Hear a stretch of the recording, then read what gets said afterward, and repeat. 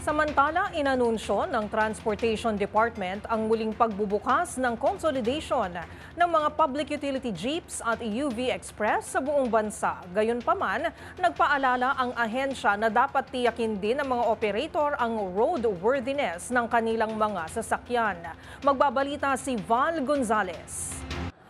Muling binuksan ng Department of Transportation ang aplikasyon para sa consolidation ng mga public utility jeepney at UV Express operators sa ilalim ng Public Transport Modernization Program o PTMP. Layunin ng programa na mapabuti ang serbisyo sa publiko at matugunan ang mga issues sa transportasyon.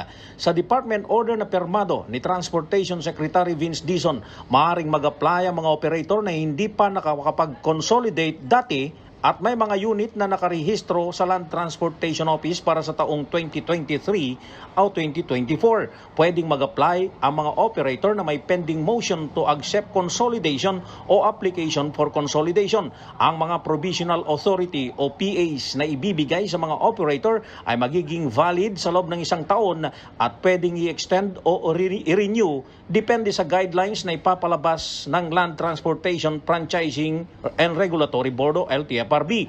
Pero giit ng ahensya, dapat sumunod ang mga operator sa mga polisiya ng DOTR at LTFRB at makapasa sa roadworthiness test ng mga Motor Vehicle Inspection System o MVIS ng LTO. Una nang nagtapos ang deadline para sa consolidation noong Nobyembre ng taong 2024. Pero sa ambos interview ng media, sinabi ni LTFRB Chairman Chofilo Guades III na inalis na ang deadline para dito. Effective na po to next week, May 14. And then wala ho itong deadline. Unlike in the previous industry consolidation, naglagat ng deadline ang DOTR. For this one, there are no deadlines to give them ample time. But definitely po, may cut-off time ho ito later on. But we are not restricting ourselves with a self-imposed deadline. Tatansyahin muna namin kung ilan na po yung nag-consolidate from among the 15% na hindi sumama. And then pag substantial na po, then we will eventually put a closure to the first phase of the industry consolidation.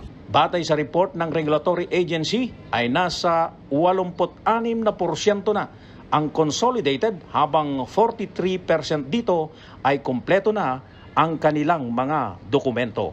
Para sa MBZ TV Network News, ako si Val Gonzalez, DZRH, una sa Pilipinas, una sa Pilipino.